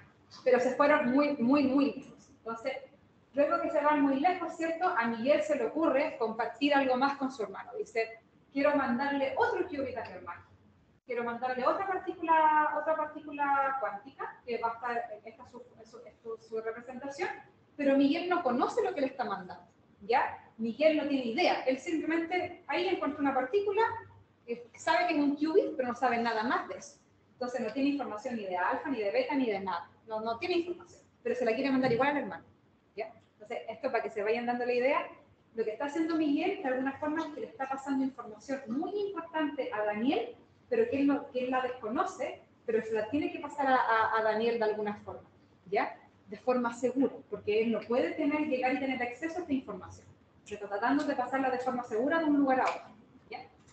Entonces, para todo este proceso, además vamos a asumir que Daniel y Miguel tienen algún teléfono, computador, email o algo que les permita igual conversar. Por muy distantes que estén, pueden conversar. Y ese va a ser un punto importante para lo que vamos a explicar. Entonces, la pregunta es, ¿cómo le puede pasar Miguel a Daniel el nuevo qubit que desconoce? ¿Cómo se lo pasa? ¿Cómo le pasa esa información? Entonces, acá hay una receta, que después ustedes lo pueden hacer matemáticamente y van a llegar a la conclusión de la misma forma.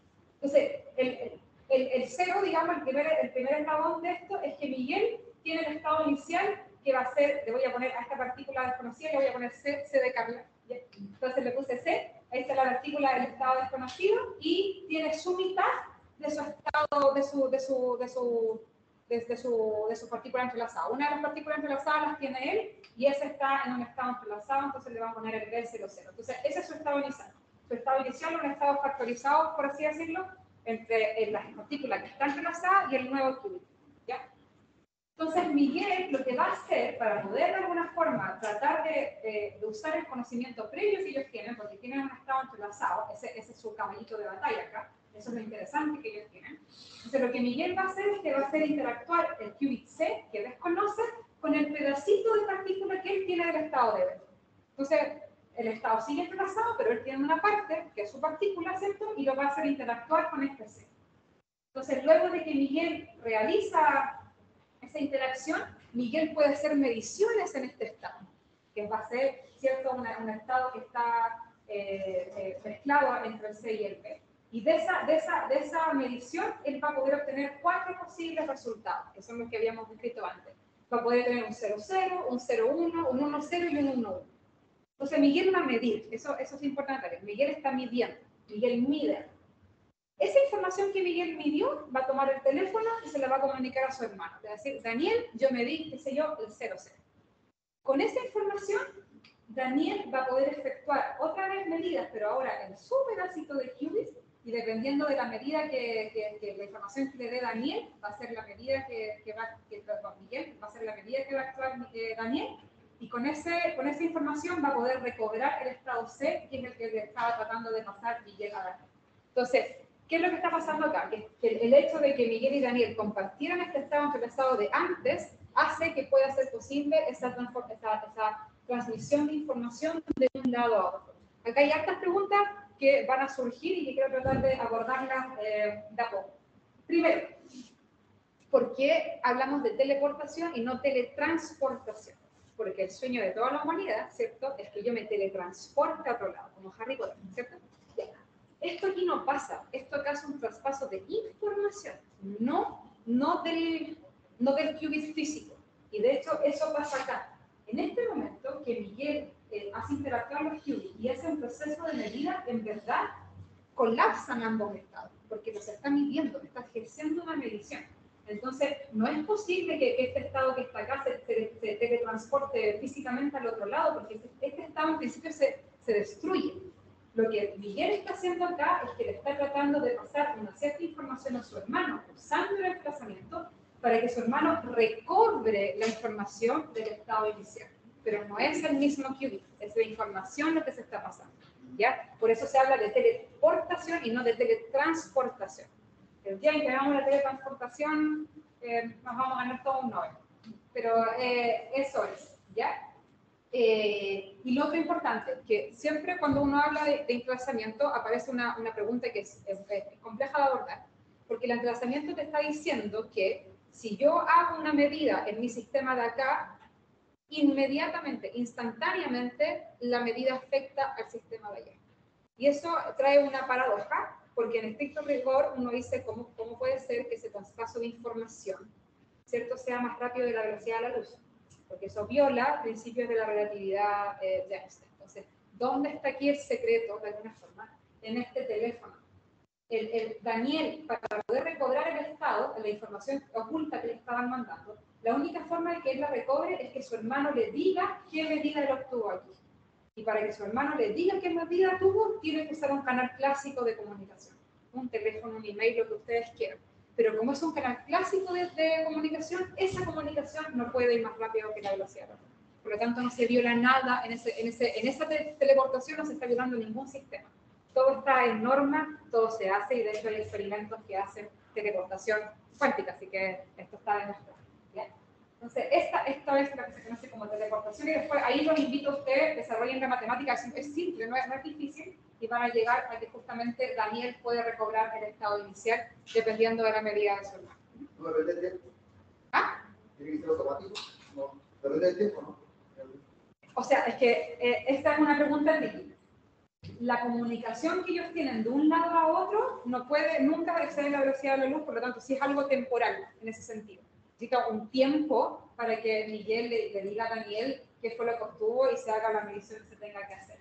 El entrelazamiento es un poquito más tricky, porque el entrelazamiento puro, cuántico, sin un medio de comunicación clásico, efectivamente te está diciendo que la información, de alguna manera, lo que sea que piensa aquí, afectó de forma inmediata lo que se hace.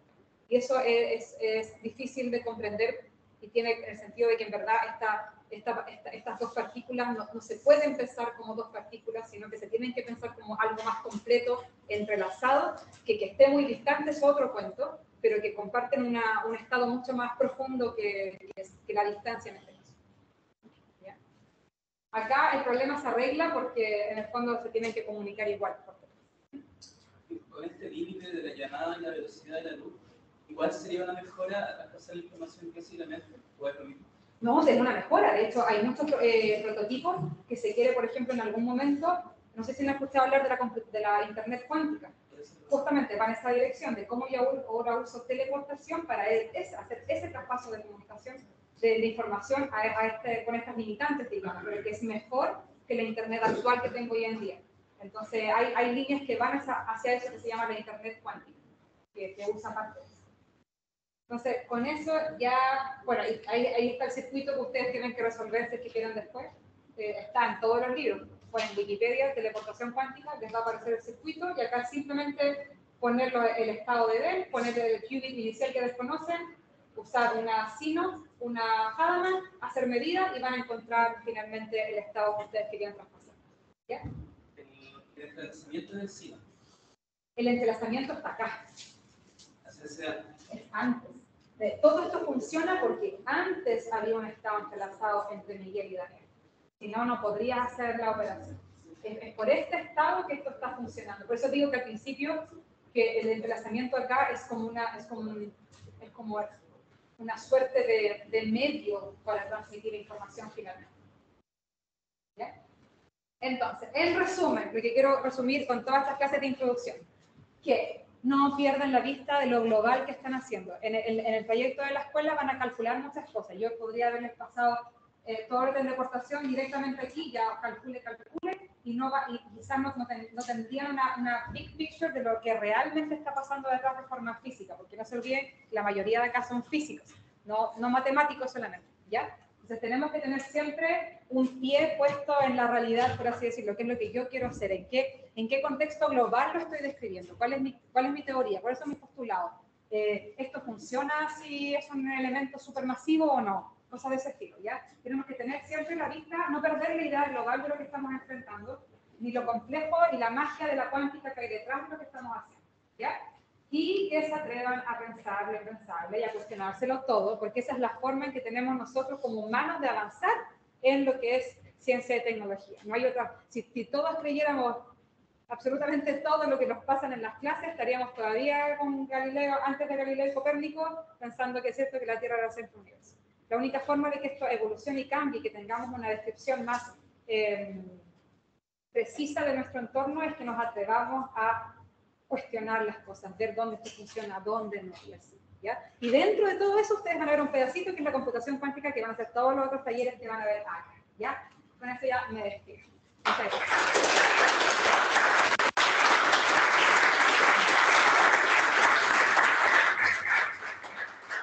Bien, agradecemos a Carla. Tenemos todavía algunos minutos para preguntas sobre toda la sesión. Preguntas personales, no sé. Sí, lo que quieras, preguntar. Hay aplausos también de Twitter. Gracias. ¿Ah? ¿Pueden haber más de dos qubits entrelazados? Más de 2 qubits, sí. Podemos tener 3 qubits entrelazados, 4 qubits entrelazados.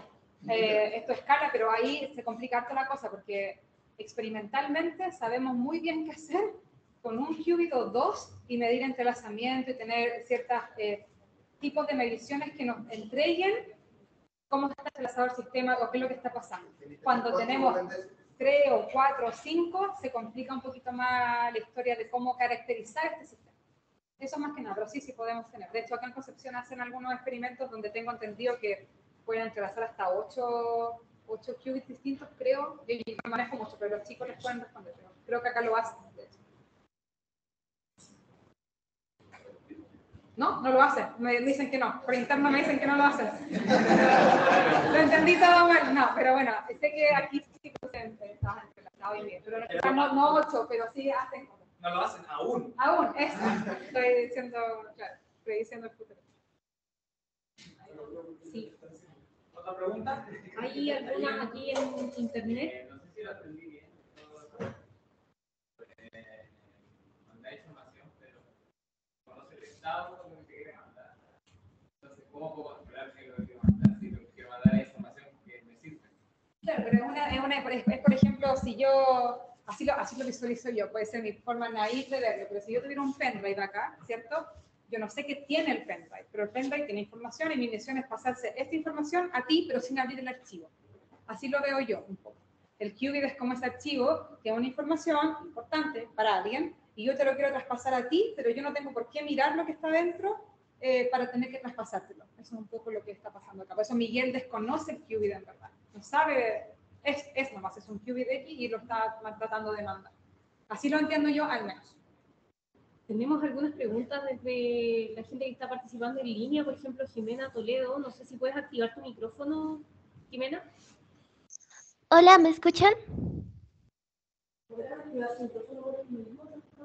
Hola. Sí. Jimena, ¿podrías activar tu micrófono, por favor, Jimena Toledo, para hacer la pregunta? Está activado, ¿me escuchan? Tal vez no lo estamos escuchando. No sé si tú estás escuchando, Jorge, la pregunta de ella. Si no se me puede acoplar acá. Hola. Ah, que ella sí está hablando, pero nosotros no lo escuchamos. Sí, ya. El doctor sí la escuchó. ¿Sí me escuchan? A ver ahora. Hola. Vamos. Ahí sí. Ahí sí. Ya, cuéntanos, por favor. Ah, perfecto. Buen día. Bueno, tengo una duda en cuanto a las clases. ¿Van a ser grabadas? Sí, están siendo grabadas. ¿Y van a ser subidas a alguna plataforma para poder visualizarlas nuevamente por si se nos ha pasado algo? Sí, sí, se van a subir, pero cuando termine el curso. Muchas gracias. Ok, Luz también nos está levantando la mano. Luz, por favor, si quieres hacer tu pregunta. Sí, hola, buen día, ¿cómo están? Mi pregunta es para la profesora. Lo que pasa es que ella comentaba cuando empezó a separar la computación cuántica de la computación clásica, que digamos está la computación fotónica, ¿sí? Entonces yo quería preguntar, ¿esta computación fotónica no entraría dentro de lo que es la computación cuántica? Esto pues considerando que, digamos, los fotones y este análisis que se les hace es a partir precisamente de la cuántica. Sí, no, porque computación cuántica, en el fondo el caballo de batalla de la computación cuántica es que yo estoy almacenando la información en un qubit. Y la computación fotónica, por así decirlo, o óptica, no almacena información en un qubit. El fotón simplemente hace lo mismo que cualquier corriente o electrón que va circulando en un circuito, que en vez de cables son cañerías de luz, ya que son vías de onda o cosas así. Entonces, en el fondo ahí lo único cuántico, por así decirlo, es la luz, pero no se usa ese recurso para hacer computación cuántica. En la computación cuántica realmente se usa el recurso cuántico de superposición, entrelazamiento, para hacer procesamiento y almacenamiento de información. Entonces es distinto a la computación cuántica. Que no quiere decir que lo otro sea muy interesante, para nada quiero tratar de entender, que se entienda eso. Es sumamente interesante también de cómo yo hago circuitos en ese contexto, solo que es diferente al contexto de la escuela y quise hacer la aclaración. No sé si alternamos, ¿alguien quiere hacer alguna pregunta ayer? Sí. ¿Qué nos juegan las operaciones de la mecánica cuántica dentro de todo esto? A ver, hay hartas interpretaciones de la cuántica, yo no las manejo todas tampoco, pero el punto de inflexión, el más controversial, es el tema de la medida y de por qué este proceso de medición me entrega resultados aleatorios. Ese es como el meollo del asunto. ¿Por qué? Porque uno está acostumbrado en forma clásica a que si yo mido 1500 veces, las 1500 veces voy a obtener el mismo resultado, salvo una desviación estándar, digamos, algún sigma, pero más o menos va a estar centrado en esta medición. ¿Ya? Y en cuántica no es así. Y el proceso de medida tiene intrínsecamente este proceso aleatorio al medir. Entonces, dentro de estas interpretaciones de la mecánica cuántica, hay algunas que postulan que no es una buena forma de entenderlo así, que en verdad es que no es que sea aleatoria, y en verdad es que nos falta información del sistema para poder predecir exactamente lo que te va a entregar un proceso de medida. Y ahí está toda esta teoría de las variables ocultas, hay otra más que variables ocultas, o que tu sistema cuántico inicial nunca fue completo, como nosotros, uno de los postulados matemáticos es que tu vector de onda, función de onda, tiene toda la información. Que tú puedas o no extraerla es cuestión tuya, pero está ahí. Y hay algunas interpretaciones dentro que yo entiendo que también dicen, bueno, quizás no es tan así, quizás no se puede resumir todo en un vector solo para describir todo el sistema, o me faltan variables ocultas que yo no conozco para realmente describir todo. Hay un ejemplo bien bonito de eso, que es, imagínate un vaso de agua, y en un vaso de agua le pones tinta azul, de cualquier color a ese vaso de agua. Entonces, en el momento que tú le pones la tinta, esto va a ser una línea, ¿cierto? Y después pones a girar el vaso de agua, y girar un buen rato. En algún momento todo se va a mezclar, y va a parecer básicamente como imposible devolverte a la condición inicial, que se supone que si tú tuvieras todas las condiciones completas para describir este vaso, siempre te podrías devolver a la condición inicial del sistema, una cosa así, ¿ya? Entonces, hay gente en cuántica que también piensa que en verdad hay ciertas variables ocultas que deberían si las supiésemos, deberían darte cuenta exactamente los procesos de medida. Pero en verdad se han hecho experimentos que dan cuenta de que eso no es así, que efectivamente son procesos aleatorios. Pero aún así, siempre acá alguien te va a poder contraargumentar con algún contraejemplo de que aquí no se ve esto y por lo tanto puede que todavía existan este es otro tipo de interpretación. Pero por ahí va la mayoría de las distintas interpretaciones son por este problema, por el problema de la medida. Y había una pregunta también entre el público que está online, de Francisco Javier Tapia. Francisco, si quieres, por favor, si puedes activar tu micrófono para que te escuchen. ¿Aló? ¿Sí? Te escuchamos.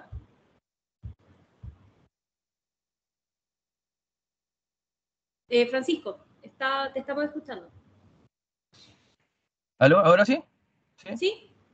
Ah, ya, tenía dos preguntas en verdad, porque más experimental en el sentido de que la teleportación cuántica se ve súper impresionante a nivel teórico, pero en la práctica se usan repetidores para ir más allá, digamos, en distancia, para enviar estados cuánticos a distancia. Digamos, como que eso realmente, físicamente y experimentalmente, no es tan cierto según yo, porque si yo quiero teleportar un estado de este planeta a otra galaxia, ¿cómo envío yo un canal clásico a otra galaxia? Digamos. Esa es mi primera pregunta. Y la otra pregunta es si los repetidores que se usan para teleportar estados cuánticos perturban el estado que se está enviando. Ya. La primera pregunta, claro, o sea, lo que pasa es que uno aquí trata de hacer como una prueba de concepto de lo que implicaría tener, ¿cierto?, unas partículas entrelazadas que incluso estén a distancias de galaxias. Pero obviamente ahí uno tiene otra limitante, que es cómo yo me contacto de una galaxia a otra. Por eso, de hecho, en mi ejemplo puse el país Chile nomás, porque ahí existen teléfonos y mails donde uno puede hacer esa comunicación, ¿ya? Eso por un lado. Efectivamente, si estuviésemos en condiciones de mandar partículas a otras galaxias y hacer como experimentos de teleportación ahí, no sabría qué medio utilizar físico para transmitir información, no sabría, no hay teléfono, no hay internet, no hay email, no hay nada, así que no sabría cómo hacerlo.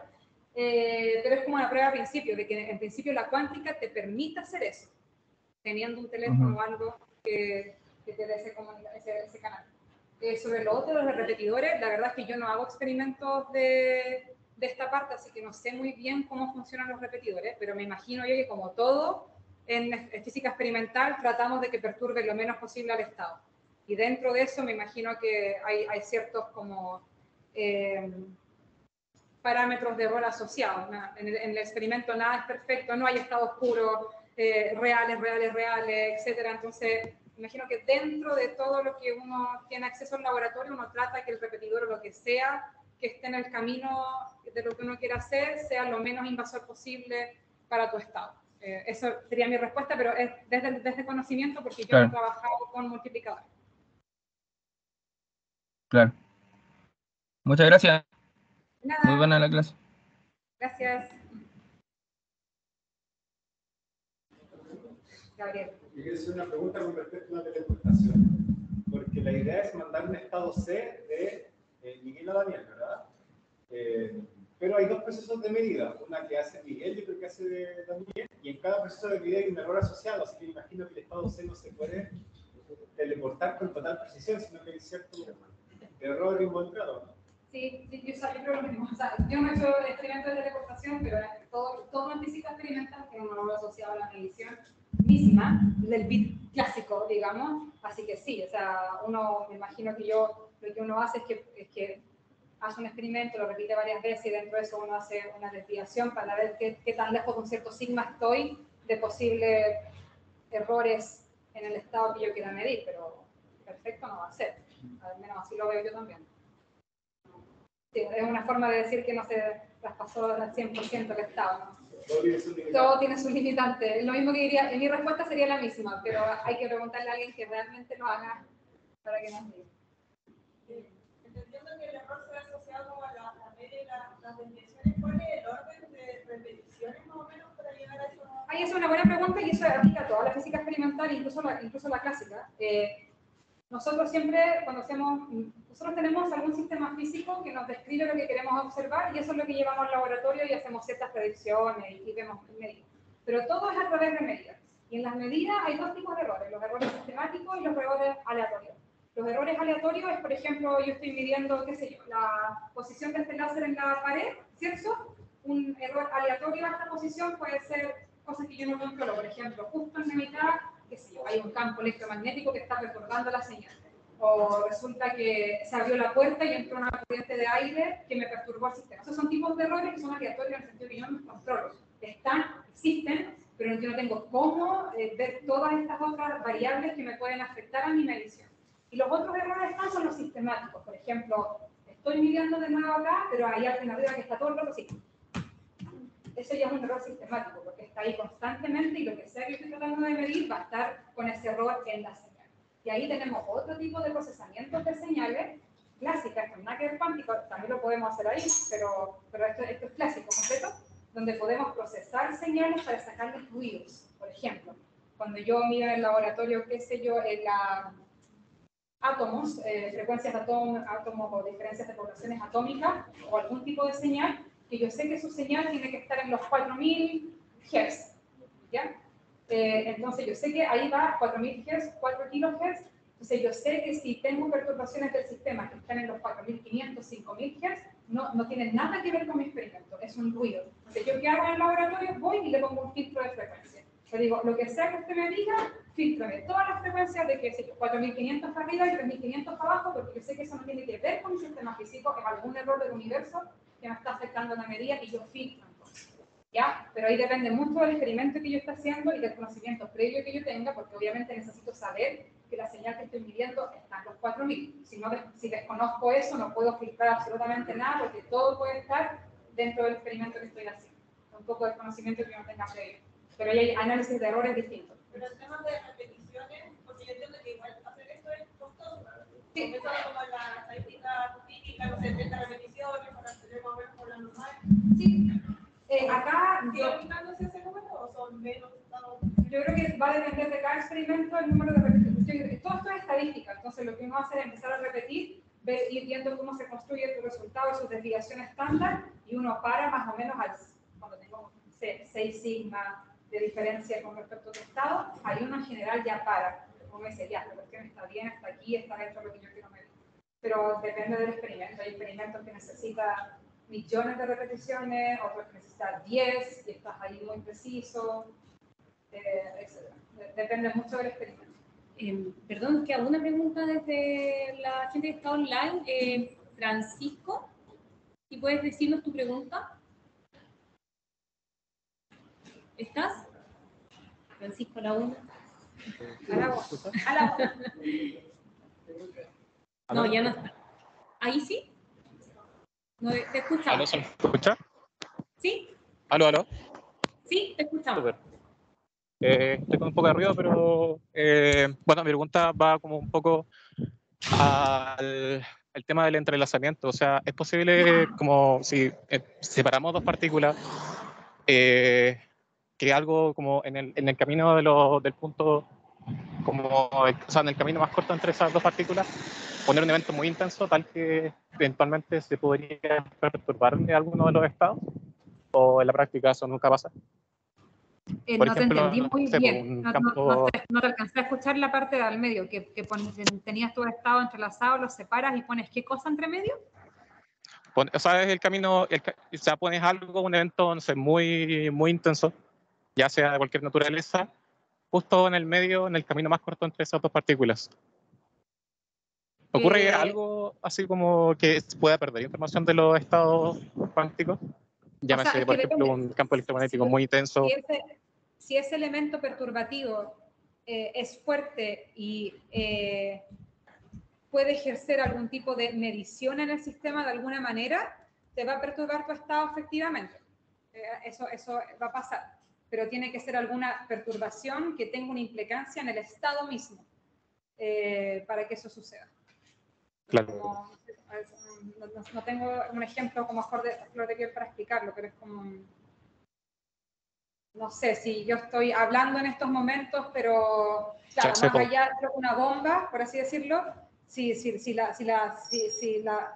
el sonido de esa bomba no es lo suficientemente como intenso para perturbar mi comunicación acá, no va a afectar. Es similar en esto otro, pero es distinto, porque es un efecto de medida para perturbar realmente el estado.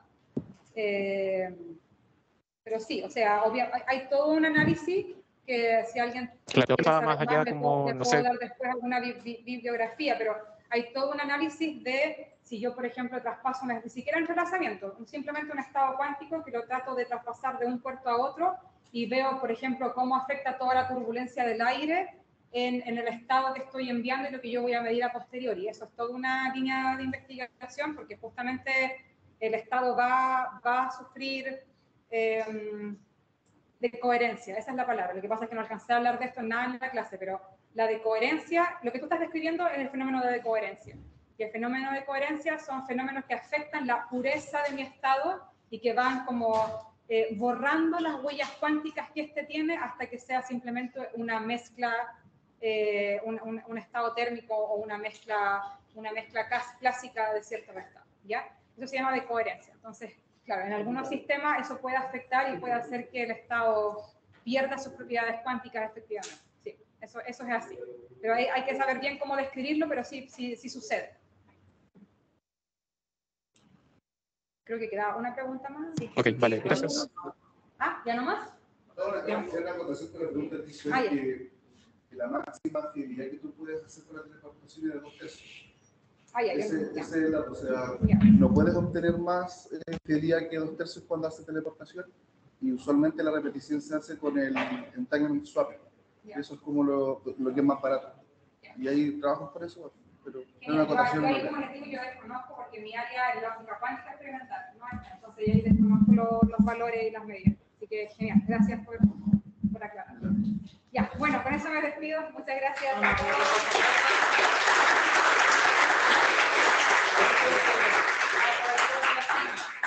Igual voy a estar acá durante toda la semana por si alguien quiere conversar algo interesante, tiene alguna pregunta. Por aquí voy a andar, ¿ya? Sí. Así que con eso. ¿Qué? No, nosotros no pagamos nada.